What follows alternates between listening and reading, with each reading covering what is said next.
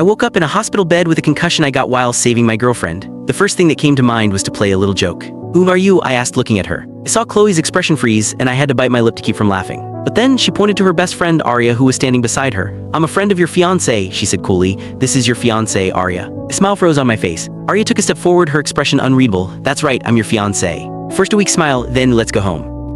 Arya took me home, her home. I looked around the unfamiliar apartment, a space that held absolutely no trace of my existence. No photos, no stray jacket, nothing. I lowered my head and started fiddling with my phone, trying to ground myself. "Do you want to get some rest first?" Arya's voice was soft, gentle. She was playing the part of a loving fiancé perfectly. "Okay," I nodded, using the amnesia as a perfect excuse to let her lead me to the bedroom. She seemed to let out a breath of relief once I was lying down. I closed my eyes, the air filled with her scent, unfamiliar but surprisingly pleasant. A few minutes later, I heard a familiar voice drift in from the other room. "Arya, you're the best friend a girl could ask for. Please just pretend to be his fiancé for a little while." It was Chloe. I sat up, peering through the crack of the bedroom door, which wasn't fully closed. "Aren't you afraid he'll get his memory back one day?" Arya asked. "They must have thought I was asleep." Chloe had her on speakerphone, her voice filling the quiet apartment. "Oh, please, if he remembers, I'll just coo at him a little, give him a few kisses and hugs, and he'll melt," Chloe said with a syrupy sweetness that felt like a shard of glass in my gut. "He loves me so much, he'd never dream of leaving me." So that's what I was to her? Replaceable. A piece of trash she could throw away and pick back up whenever she felt like it, all because I loved her too much. "I'm just a little bored," she continued, her voice light and careless. "We've been together for so long, I just need a little space, a little excitement to feel alive again. It won't be for long.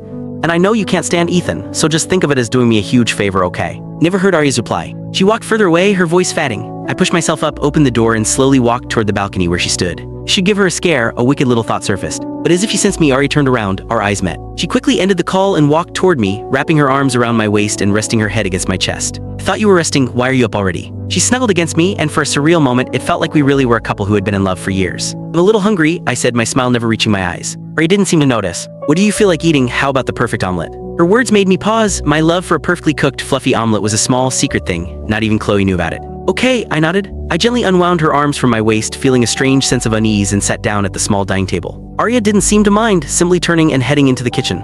I watched as she expertly tied on an apron and began to cook.